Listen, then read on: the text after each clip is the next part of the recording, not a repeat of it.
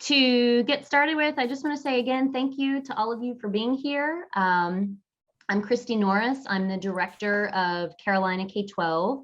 And as I said, Paul Benici, my colleague, is behind the scenes. If you need any kind of technical assistance, he's there to help you. I also have to say how deeply appreciative I am of the North Caroliniana Society, who are the funders of this entire event. This amazing group that's dedicated to preserving the history and heritage of North Carolina really believes in the power of teachers. And they specifically believe in the importance of teachers having access to free, high quality professional development. And so sadly, we know that there are not enough people in this state and in this country with that level of understanding. And I also just want to ground us in a few words about why we at Carolina K-12 and the Watson School of Education, with funding from the North Caroliniana Society, wanted to do this series and delve into the history of Wilmington 1898, a history that, as many of you noted in your applications, is still very hidden, even though we are now, you guys, to the day, tomorrow, to the day, 123 years later.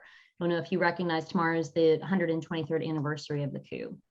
So one major goal of this series is to support each of you in exploring this history, both independently and in our sessions together, and in turn to teach your students about 1898 and related themes in a way that helps them understand the implications of our past, the very, very direct connections to our present, knowing that this is how we empower them to address the challenges of the future. Brian Stevenson said that our history has scarred us, it has bruised us, it has injured us. But when we tell the truth about our history, we can change things. We can get to something that feels more like freedom. We can achieve something that looks more like justice. We can shift this narrative that has burdened us and resurrect the hope that animates many of us. And so our goal is to really help you face the hard stuff, to help you help your students face the hard stuff, but to also find the hope, the resistance, the Black agency, and the resilience when doing so. Because remember that in every period of history, even the most violent and oppressive periods of history, there have always been people who, despite the incredible adversity that they faced, they have pushed back in all kinds of ways. And this includes the period of Wilmington, the coup, when a statewide campaign of hate and white supremacy was strategically enacted. But in the words of Dr. Hassan Jeffries, as I always love to quote, hard history is not hopeless history. And so I think it can be a real challenge to find hope within hard history, like a successful coup d'etat and white supremacy campaign, but it is there. You have to hunt for it. But it's there in the history of Wilmington, in the Wilmington that existed before the coup, even in the aftermath of the coup. And one of the things that we'll keep coming back to throughout this series is really trying to find and pull out those strands of hope, because without hope and reconciliation, we really miss part of the power in facing our whole past. As Ida B. Wells said, the way to right past wrongs is to shine the light of truth upon them, right? And so, the last thing I want to just do is go ahead up front and acknowledge the literal elephant in the room in regards to the concept of truth. We 100% understand the myriad of challenges facing every single one of you and making many of you nervous, as many of you talked about in your applications, who are doing this work in these especially politically charged times. We know this can feel risky. We know for a multitude of reasons this can be challenging, and the divisive and bullying rhetoric that's been waged nationally and across our state and now down to local school boards regarding so-called, anti-critical race theory bills and policies is certainly complicating the matter. So I just want to be real clear about this. This is a strategic mislabeling. As you all know, these hostile debates and subsequent legislation are not about critical race theory, because as we all know, that's a law school curriculum that none of us are teaching to kindergarteners. This is about censorship of history. And so we are well aware of the realities that you're facing. And part of our goal with this series is to help you feel confident in standing your ground, in teaching the truth, and know that we are here to support you in this patriotic work. And I use the word patriotic on purpose. When you care about something, you hold it accountable and you strive to make it better. You learn from your mistakes. One of Carolina K-12's board members, Eric Johnson, in a recent op-ed wrote that our history is neither an unbroken march of progress nor a doom loop of despair. It's a complicated mess, just like the present. And having a sense of curiosity about where we came from is an act of civic pride. So I'm going to get down off my soapbox, but I do want you to hold on to that word curiosity as we go into tonight. And thank you again to the North Caroliniana Society for allowing us to be here. It's because of you guys that we're able to gather and shine a light on this important history. So with that, I want to get us started with the incredible LeRae Umfleet. And, you know, one thing I do want to encourage you to do is you listen to LeRae again with that sense of curiosity I mentioned earlier. I also love the quote by David Soselski, who wrote in the preface to another great book about Wilmington, Democracy Betrayed. We look to Wilmington in 1898 as to all this nation's racial history, not to wring our hands in a fruitless nostalgia of pain, but to redeem a democratic promise rooted in the living ingredients of American life. So I want you to just keep that in your mind, maybe even in your heart, as we delve into this hard history tonight. It connects to a lot of what Clyde was saying to us. And we are so lucky to have one of the most knowledgeable people about 1898, Miss LeRae Umfleet, who is a powerhouse. She works with the Department of Natural and Cultural Resources to develop outreach and specialty programming projects on behalf of the Secretary's office.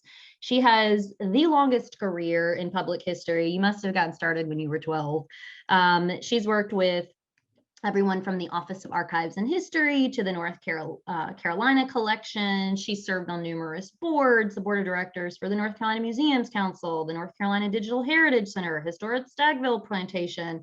Literally, we could be here all night talking about everything she does, but I think perhaps most relevant for this evening is she published A Day of Blood, the 1898 Wilmington Race Riot, based on the research from the commission, based on her own research, for which she was awarded the American Association of State and Local History Award of Merit and their prestigious WOW Award.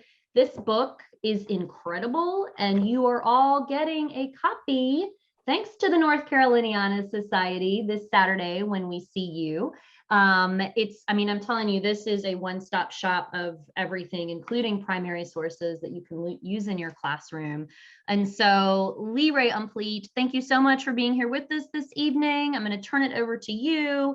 LeRae is going to spend about 40 minutes or so, I think, talking about the history, and then we're going to open it up for you guys to ask some questions and have a discussion. So, thank you for that wonderful introduction. So 3 years of researching and writing turned into this report, and then I turned it into that book. The book was published in 2009. It was reprinted last year, and it's become a foundational piece for the work that the Third Person Project's doing and a group of genealogists in town in Wilmington are doing. And I never thought that the work I did almost 20 years ago would still be so very relevant today. So I'm going to jump into a short presentation that it's 3 years worth of work summarized in 40 minutes. I'm going to necessarily have to skim over some things. If when we get to the question and answer session, you have a burning question about another topic that I didn't cover, I'll be more than happy to jump in and see what we can do to answer your questions. So I'm going to share my screen. So I started this journey with the events in Wilmington with the 1898 Wilmington Race Riot Commission that was created as a result of the centennial activities that were done in town in 1998. And as a result of that work, the Department of Natural and Cultural Resources was given a charge to determine the causes and effects of the violence in Wilmington in 1898. I was a researcher in the research branch, My passion throughout my career in history has been bringing to light undertold, underrepresented histories. And so this was totally right down my alley. And I spent the next 3 years diving deep into the conspiracies and the tragedies of 1898. I have been tied to calling it the Wilmington Race Riot because of the work tied to the Wilmington Race Riot Commission. However, there are many, many descriptors for that event. Massacre, certainly. Coup d'etat, yes. Tragedy, all of it. I try not to get people caught up in words because words sometimes can get in the way of trying to learn the truths of things. So I do call it the race riot in my book. However, more often than not, it's a tragedy and a massacre and the coup d'etat and all of those other things when I speak. There's a couple of instances where I'll be using words from history. I hope they don't offend, but those are the words from history, and it drives home the reality of some of the things that the white supremacy campaign were doing. So let's just get right in on it. The events in Wilmington were part of a larger political power struggle. November 10th, 1898, with violence and bullets in the streets, was not spontaneous. It was part of a larger campaign. And we have Democrats and Republicans of 1898 that we have to discuss in this power struggle. And things first, Democrats and Republicans of 1898 are not Democrats and Republicans of 2021. They're almost diametrically opposed. The Democrats of 1898 were led by Furnifold Simmons, and he was an attorney and an amazing planner. He's just, wow. He didn't have Twitter and Excel databases and 24-hour news cycles, but he managed to manipulate the media to his interests. And so Democrats of 1898 under Simmons are most often conservative. They are former Confederate soldiers, and they are living under the platform of white supremacy. The white supremacy platform piece had always been part of the Democratic Party campaign since the end of Reconstruction in 1877, but in 1898 was the first successful use of that campaign plan.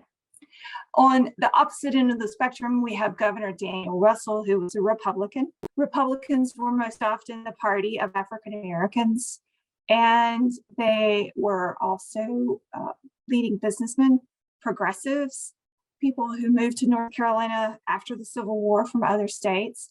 And the middle party, the one that gets stuck in the midst of all of the push and pull and tugging, is the Populist Party. And the Populist Party was came into that third party strong status in the 1880s, and it was mainly created as a result of disaffected Democrats who felt like the Democratic Party wasn't meeting their needs.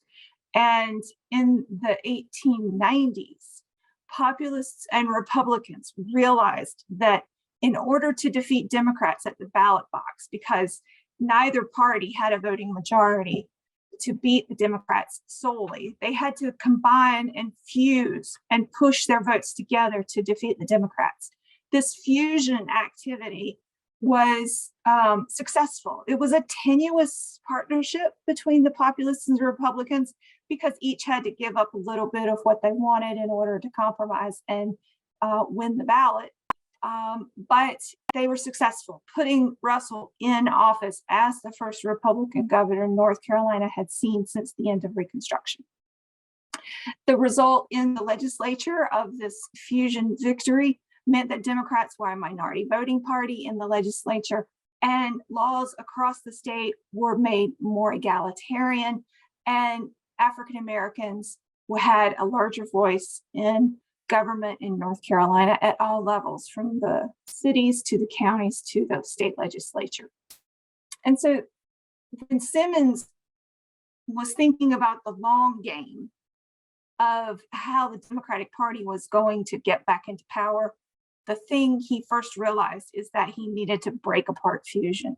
So he found ways to pull these populist voters away from the Republican Party back to the Democratic Party, and to coerce white Republicans into either not voting or voting for the Democratic Party.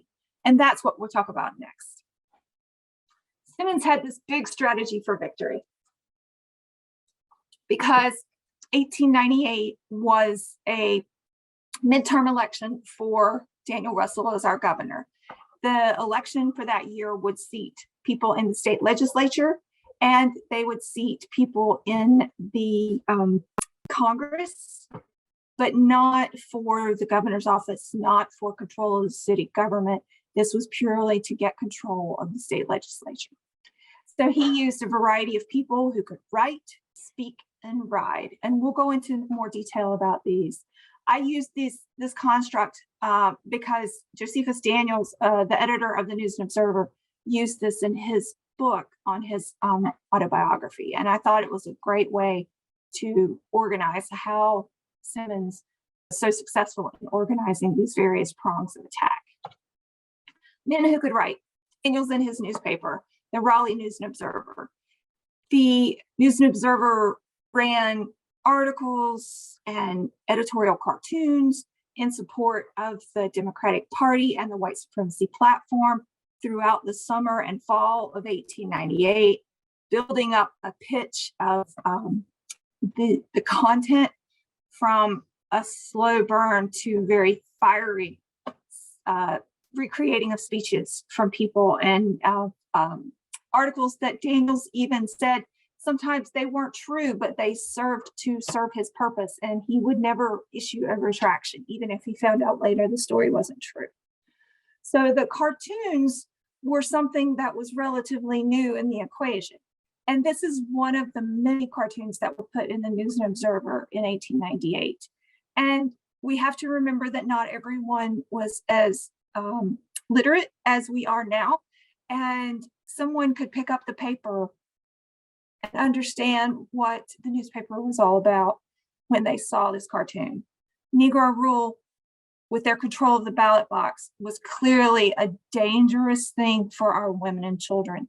They're coming for our families, men. We have to do all that we need to do to protect our women, our children, and the ballot box for the sanctity of our country. So there were newspaper articles of all types. The article here where Rebecca Latimer Felton says that we should lynch 1,000 men a day if necessary is just one example of this amatory set of articles that would be published on a regular basis. And the business and politics section of the Wilmington Messenger, the Chamber of Commerce declares against Negro domination.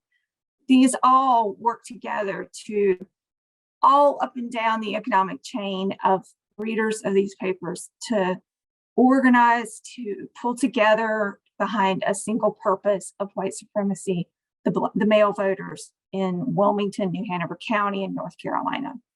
Remember the 6th handbill down in the bottom left corner? There were 6 perceived leaders of the Republican Party who were white men in Wilmington.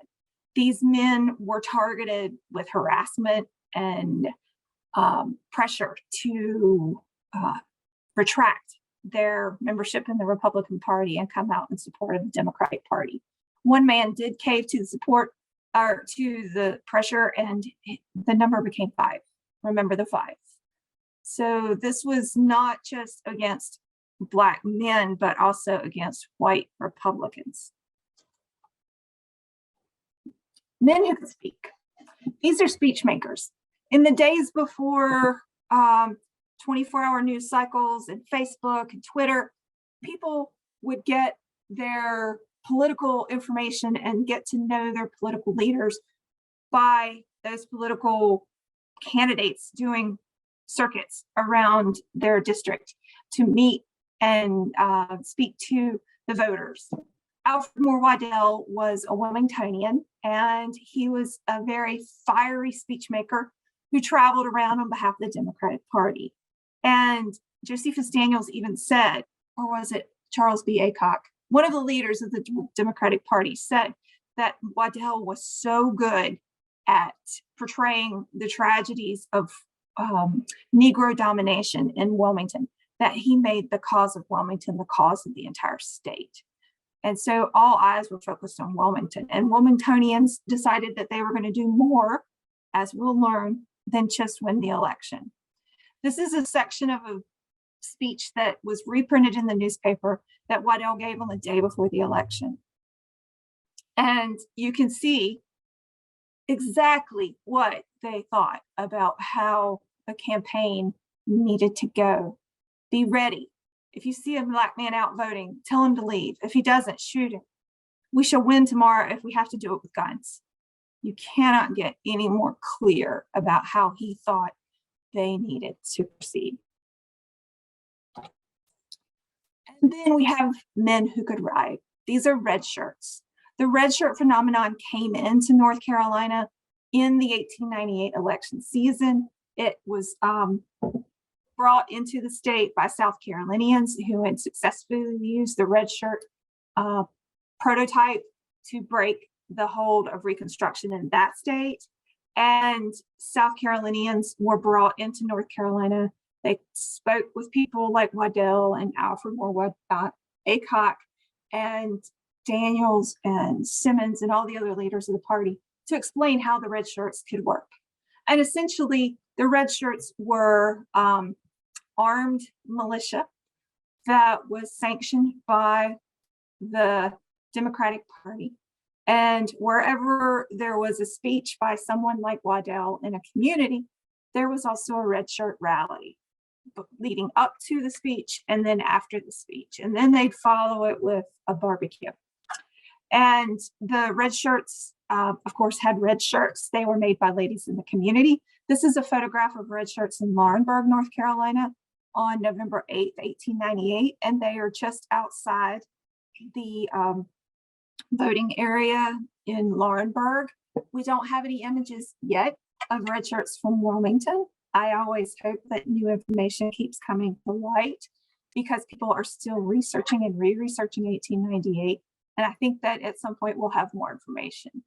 But these red shirts in Laurinburg are a good representative sample of what they were like. We have a flag, we have guns, we have lots and lots of guns, actually.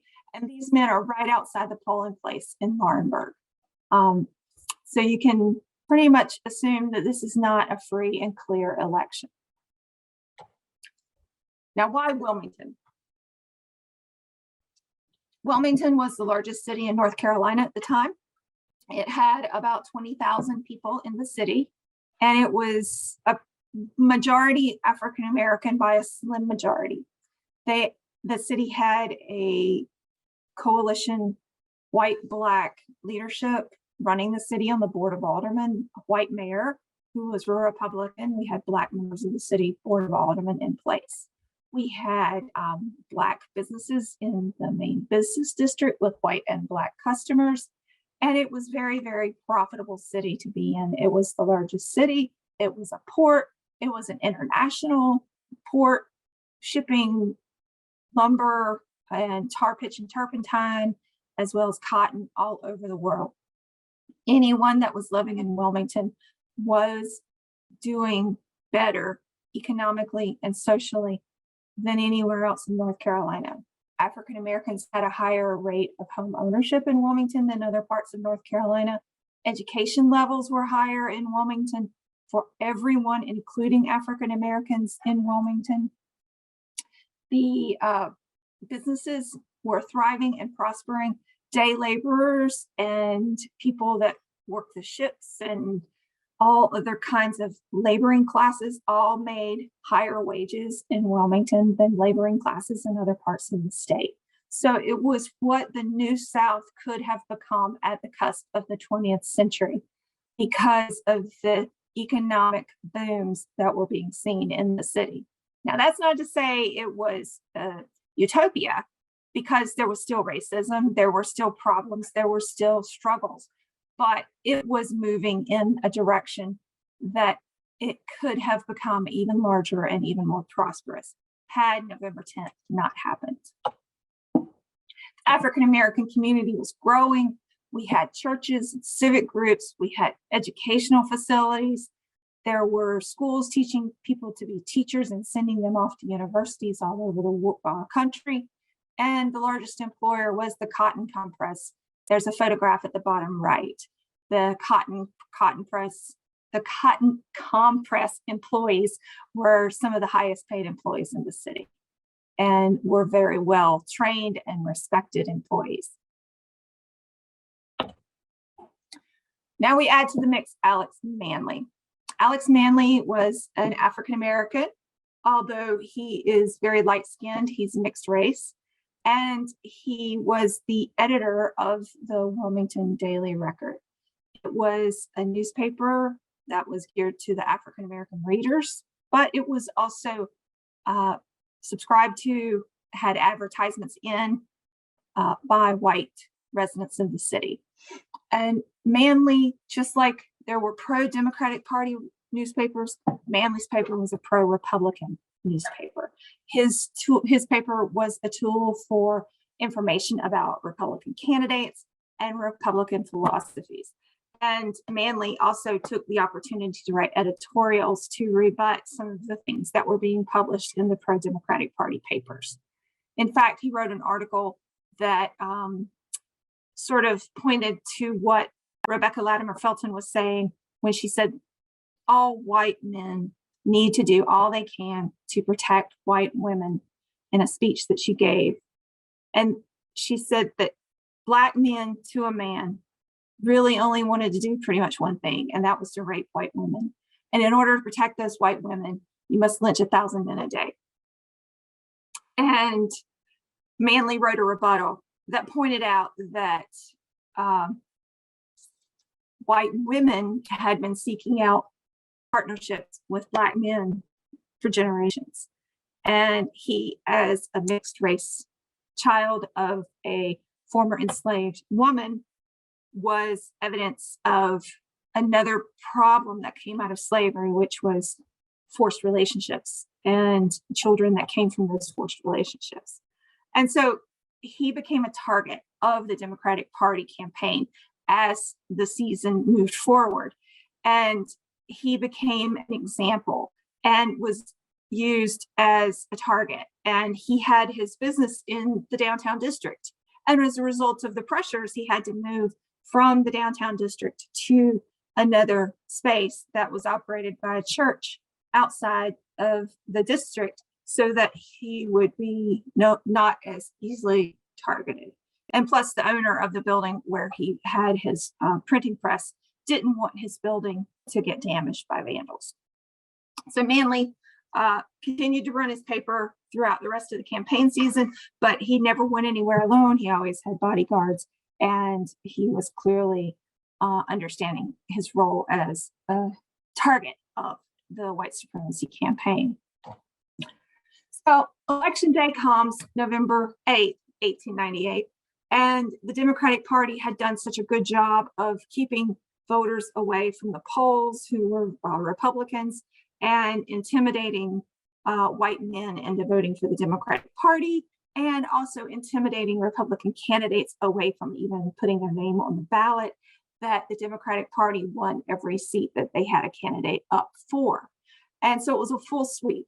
That translates into the 1899 new state legislature would be a Democratic Party dominated body and no longer a party of fusion with Republicans and populists and Democrats running it. It was a fully Democratic legislature with a majority. Now, Wilmingtonians couldn't rest on their laurels. The next day, November 9th, they get together because remember, the election on November 8th was not for the control of the city of Wilmington, the mayor's office, and the Board of Aldermen.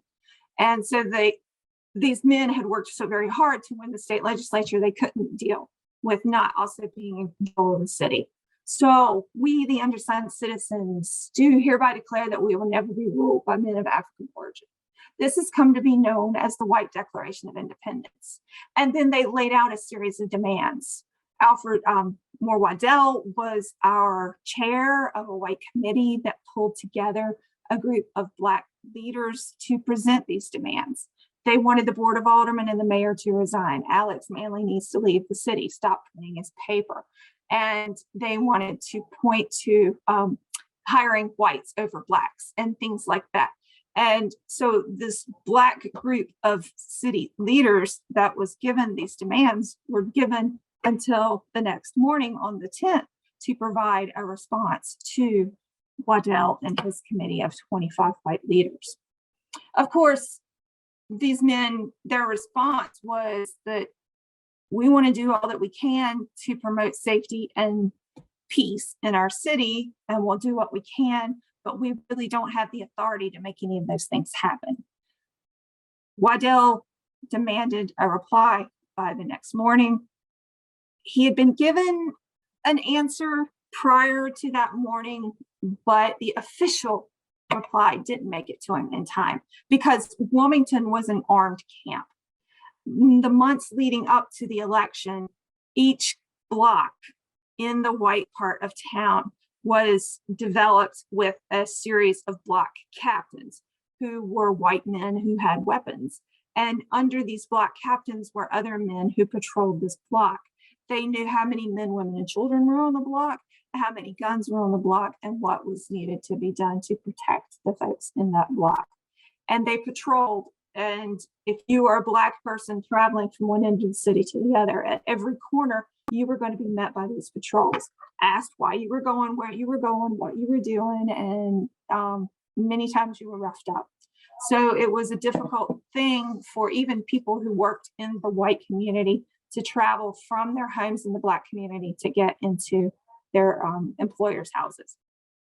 The response to Waddell was delayed because of these block captains and their harassment practices.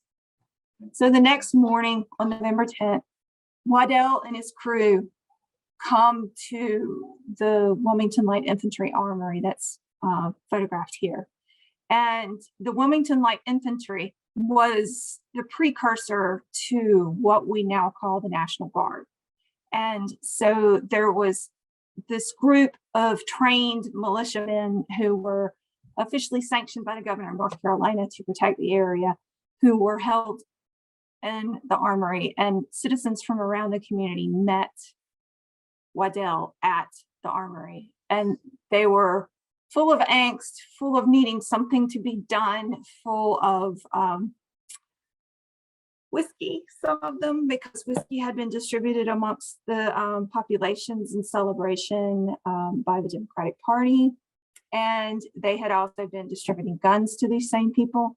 And they came to the armory to hear Waddell and the answers from the Committee of 25 at that point. Waddell arranged the men in the streets into skirmish lines, and they marched to Alex Manley's printing press building from the armory. They knocked on the door, they broke in the door. Manley had been warned ahead of time that there was a group of men headed his way, so he was on his way out of town when this happened. There were patrols on the outskirts of town. Alex Manley's descendants have been told and have passed along that Manley was stopped. They asked him, "Have you seen that boy Manley?" And he said, "No, haven't seen him," because remember, Alex Manley is very light-skinned, and his brother was with him who was also light-skinned. And they didn't have their pictures blasted all over social media, so nobody really knew what he looked like. They had an idea, a stereotypical vision of what Alex Manley looked like, but they didn't really know. And so Manley said, "No, haven't seen him." And they said, "Do you have a gun?" And Manley says, "No, I don't have a gun." And they gave him a gun, and they said, "If you see him, you shoot him." He said, "Sure thing, will do," and rode out of town. He ended up in Philadelphia by the time it's all said and done, living with his wife and family. And he came back to visit a few times, but never really was able to restart the business successes he had in Wilmington in other places. So Alex Manly's printing press building is damaged by fire, and they start a fire in the first floor. They prevent the firefighters from getting to the building until it's fully engaged, and then allow them to put it out only once the building is completely destroyed, but before it catches nearby houses on fire. They stop to take a photograph. This was published in a newspaper up in the northern parts of the country after the event. Here's another photograph that was taken by a local photographer from a different angle of the destruction of the building. And I zoomed in on these people because I wanted us to see and understand that they're very happy and proud of what they've done. They're highly weaponized. They've got bats and guns and knives and all kinds of things, and they've broken in, they've destroyed private property, and they were enabled and encouraged by the political rhetoric that was presented to them over the course of the 1898 campaign season. And no one was ever held accountable for what happens in the city on the day of November 10th. And it emerged as something that was a point to brag about if you were in Wilmington and participating in the activities of November 10th, 1898. So here again are some more photographs of the press building. Once the white supremacists destroyed the printing press for Alex Manly, that destroyed the ability of the Black community to communicate across the various pieces of the city to help them coalesce around responses to what was happening or to combat them politically. Once the building was destroyed, Waddell, after the photos were taken, told the men at the printing press building to disperse, to go home, that they had done their duty. However, we now know that on the other side of town, someone who witnessed everything said hell broke loose at the intersection of 4th and Harnett. And we also, when we were doing the research, I had an intern look into the concepts of mob violence and mob mentality. And I believe that some of the people who were involved in the activities on November 10th, 1898 were so very much full of the rhetoric and the propaganda and this newfound hate of Black people that they lost their moral compass and used their new guns to react to what they saw in the streets. That's not to forgive anyone. It's just a method and a tool for understanding. Even with some of the things that have happened here recently in our recent history with violence that we've seen over 2020 and 2021, many times people who are interviewed after the fact have said, I don't know why I did what I did. I wouldn't have done that normally. But it became, as I said before, a celebratory point to remember your participation in November 10th, 1898. So they were very much enabled. So after those people left the burning of the printing press, they arrive on the opposite end of town at 4th and Harnett. There's a trolley stop. You can see the trolley tracks right here. And the photographer, behind the photographer, was a group of white men on the corner, directly across from the corner that you see in the photograph. And at this corner in the photograph were a group of Black men who had left their jobs to try to get to their families to see what was going on. They heard the gunshots, they saw the smoke, they heard the fire bell, and they knew something was going on. And the men at both opposite sides of this intersection started yelling at each other. A police officer later testified that the only people at the intersection with guns were the white men.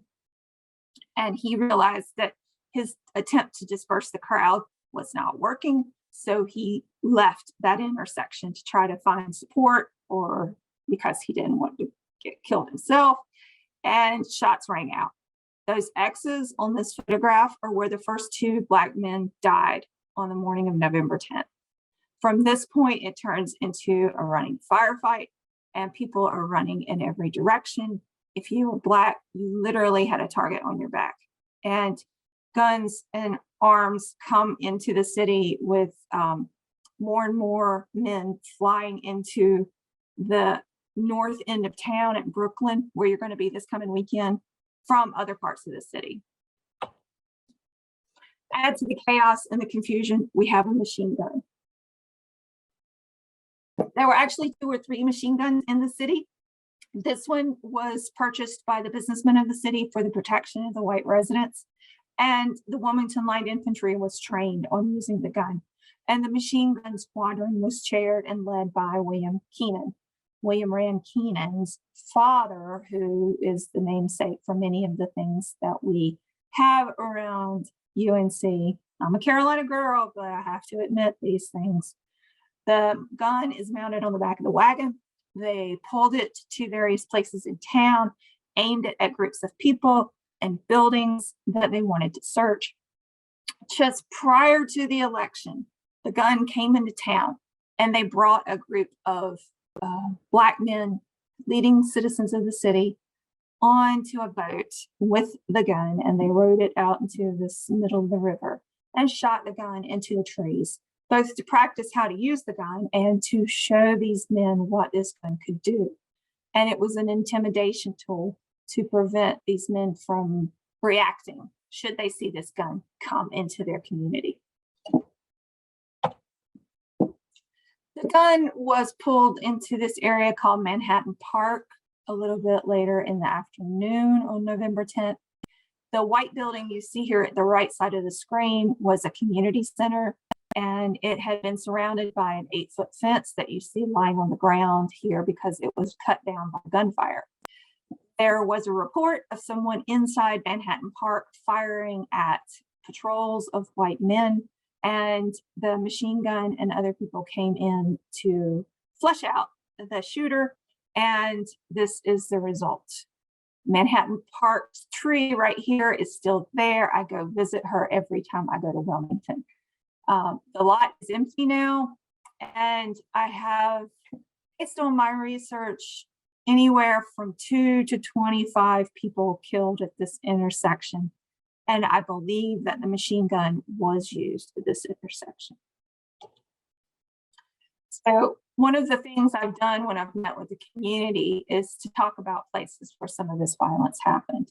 And Manhattan Park is at the corner of 6th and Bladen. You can see this map here. These are fire insurance maps the Sanborn Company drew to know what the buildings and situations were like in the city for insurance purposes. And so in 1898 map, you see Manhattan Park.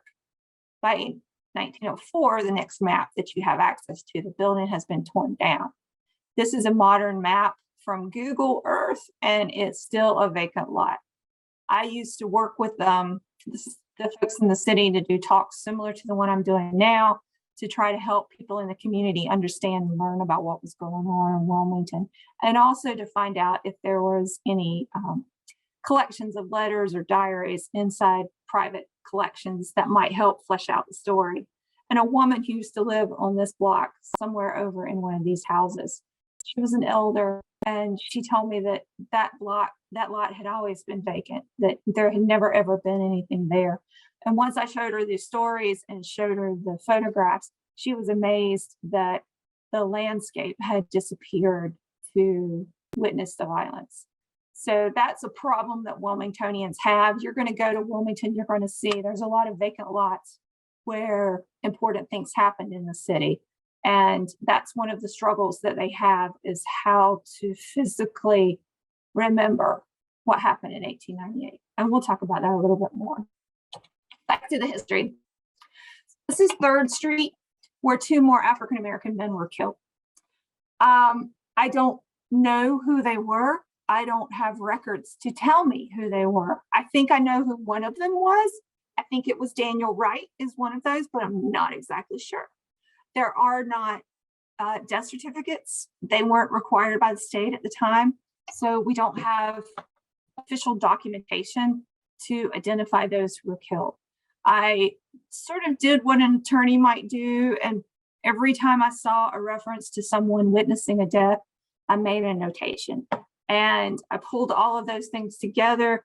And when I thought that there were multiple witness recounts in the same death, I pulled those into one singular reference point for someone being killed. So I think anywhere from 40 to 60 people were killed. Could be more, could be as many as 200. I just don't have documentation to tell me who they were. So it's what an attorney in court calls circumstantial evidence, with the exception of a handful of people to tell us who died. Unfortunately, there are a lot of unknowns in that part of the story. Now, something that is known is what these white leaders did on the afternoon of November 10th. They came together and called the city board of aldermen and the mayor to City Hall, where there were about 200 armed men. A coup d'etat is an armed overthrow of a legally elected government. And on the afternoon of November 10th, Alfred Moore Waddell, that speechmaker who watched the burning of the building, had a committee of white men meet the board of aldermen. And the way the city charter was written, if someone on the board of aldermen resigned, the existing board would vote to fill the vacancy, and that person would sit in that position until the next election. So following the rule of law, one by one, people were resigning their positions, and Waddell and the white supremacists in the Democratic Party had someone ready to fill that vacancy. So in the course of the afternoon, the city went from a legally elected government to one that was put in place by violence and threats of violence. So we do have a coup d'etat in Wilmington. As a historian, you don't like to say this is the only, this is the first, the biggest, the last, and none of those superlatives.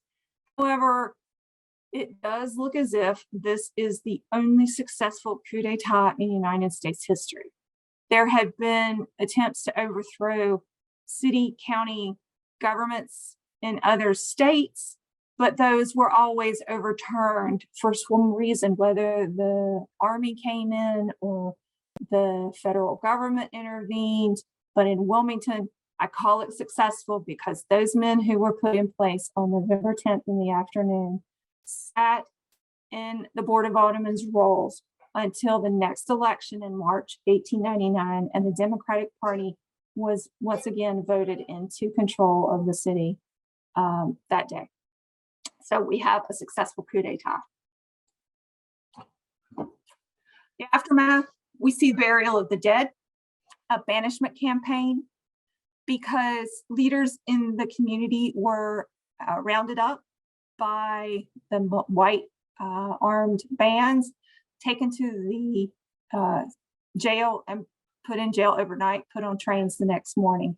These are civic leaders, business leaders, community leaders, church leaders, anyone who would have a role in the Republican Party or in any efforts to combat what was happening in the city. On top of that, there was a mass exodus. Wild bullets were flying in the streets. People were fleeing their homes into the swamps, into the cemeteries for safety. Many never came back. Some came back just long enough to get their affairs in order, and then they left. This precedes the Great Migration out of the South and into the North by 10, 15, 20 years. That also results in a change in workforce and economic status for business owners. Firing Blacks and hiring whites became the policy of all businesses in the county and city governments. And then on top of that, we have a suffrage amendment that gets passed in 1900, which virtually eliminates the Black voice in politics and voting until the middle of the 20th century and the Voting Rights Act. We just had a ceremony to rebury, re-acknowledge, memorialize, whatever terms you need to use for that.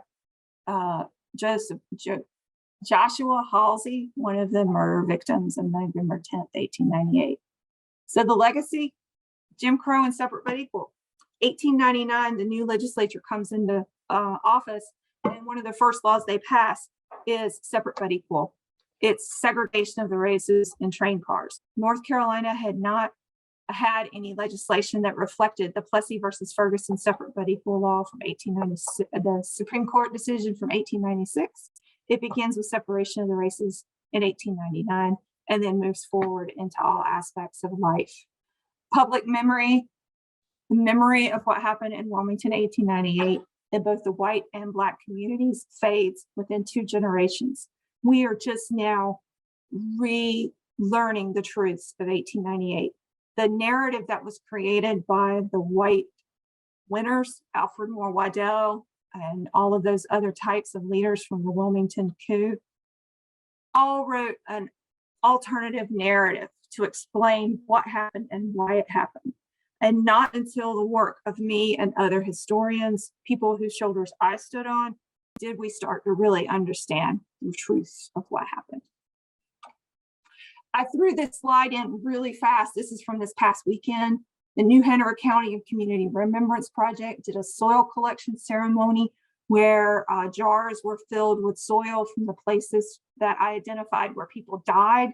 And then descendants came to Wilmington to commemorate, because the community also is doing a wonderful job in trying to find and identify descendants who have been scattered across the diaspora of the United States.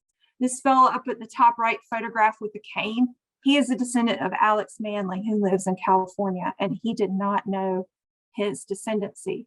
He sent me an email. Actually, he sent me a message on LinkedIn after January 6th, when I had done an interview with a newspaper, and he wanted to know more about his potential ancestry. He wasn't even really sure if he was descended from Alex Manley.